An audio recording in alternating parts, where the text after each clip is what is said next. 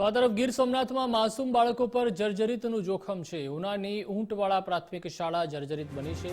13 વર્ગખંડ પૈકી 11 વર્ગખંડ ખૂબ જ બદતર હાલતમાં છે। લેરકા પ્રાથમિક શાળામાં પ્રવેશોત્સવમાં જ પોપડા ખર્યા હતા। પ્રવેશોત્સવમાં પોપડા ખરતા વિદ્યાર્થીઓ ઇજાગ્રસ્ત થયા હતા। 6 મહિનાથી સ્થાનિકોએ તંત્રને રજૂઆત કરી છે। આચાર્ય પણ અનેકવાર રજૂઆત કરીને થાક્યા। અનેક રજૂઆત છતાં શાળાનું સમારકામ તાલુકા પ્રાથમિક શિક્ષણ અધિકારીનો લૂલો બચાવ, જેમાં દરેક આચાર્યને તપાસ કરવા આદેશ કર્યો છે તેવું ટીપીઓએ જણાવ્યું। હાલ અમારા ઊંટવાડાની સ્કૂલ બહુ જર્જરિત છે। અમે ઉચ્ચ સ્તરે જિલ્લા લેવલે તાલુકા લેવલે બધે અમે રજૂઆત કરેલી છે, પણ એનો કોઈ નિકાલ આવતો નથી। હાલ ચોમાસાની સિઝન છે, હવે અત્યારે અમારે બાળકોને બેઠાડવા પણ કઈ બાજુ બેઠાડવા? નીચે ગ્રાઉન્ડની અંદર તો વરસાદનો માહોલ છે, એટલે અમને જલ્દીથી જલ્દી સરકાર શ્રી બિલ્ડિંગ ફાળવે એવી અમારી માંગ છે।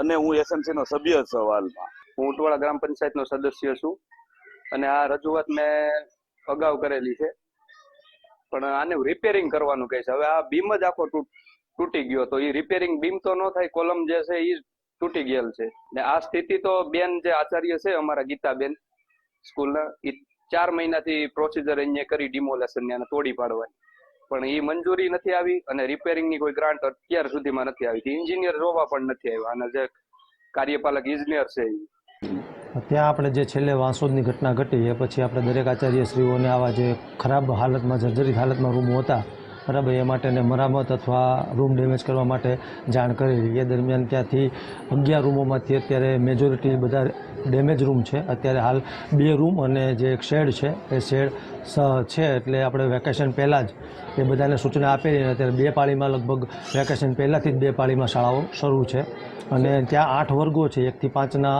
5 વર્ગો અને 6 થી 8ના 3 વર્ગો બરાબર, એટલે 204ની સંખ્યા છે।